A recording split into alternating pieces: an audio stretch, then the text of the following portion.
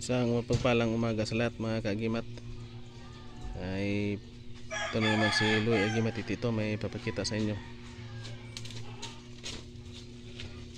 na aking nakuha doon sa bundok. Ito ay bigay ng isang matanda mga kaagimat. Ang istorya nito mga kaagimat, ito ay niluto nila mga kaagimat na parte ng gulay na ubi. Nataka sila bakit hindi na mga kaagimat, matigas pa rin, kaya kinuha nila. Ito ay bato pala, na nagiging bato na siya mga kaagimat.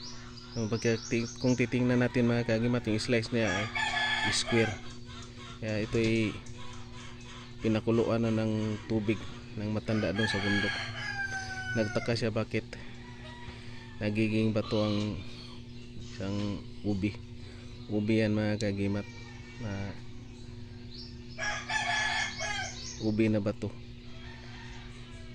Ito ay doon sa bundok ko, bigay ng isang matanda sa akin, pinagkaloob niya sa akin kasi matanda na daw siya mga kaagimat, kaya binigyan niya sa akin mga kaagimat yung mutya ng ubi mga kaagimat.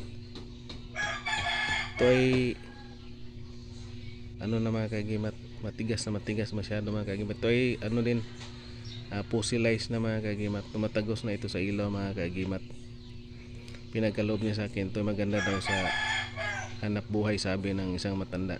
Nagbigay sa akin ito kasi pambihira lang ito, kasi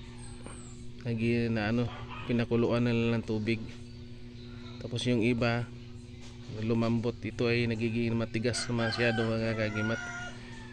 Yan ubi talaga niyan mga kaagimat. Yung sa ilalim ng lupa kukunin mga kaagimat yung kanyang ugat, at gumagapang yung niya, yung katawan niya sa mga puno ng kahoy, sa bato. Yan mga kaagimat, ito imutya ng ubi mga kaagimat. Ito na kaswerte na binigay sa atin ng isang kaibigan natin na matanda mga kaagimat doon sa bundok.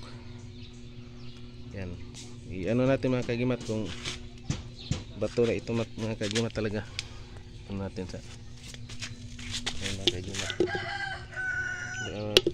Yan mga kaagimat, bato na yan mga kaagimat.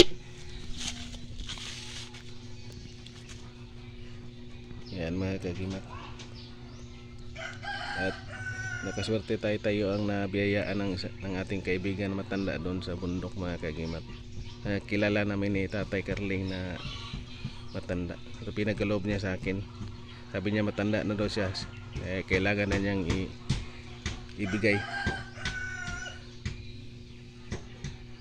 At maraming salamat. Ang big shout out na lang sa lahat ng aking mga kapwa Mutya Hunters, antingiros, antingiras. Isang mapagpalang araw sa ating lahat, isang mapagpalang umaga, and thank you for watching, and God bless ating lahat mga kaagimat.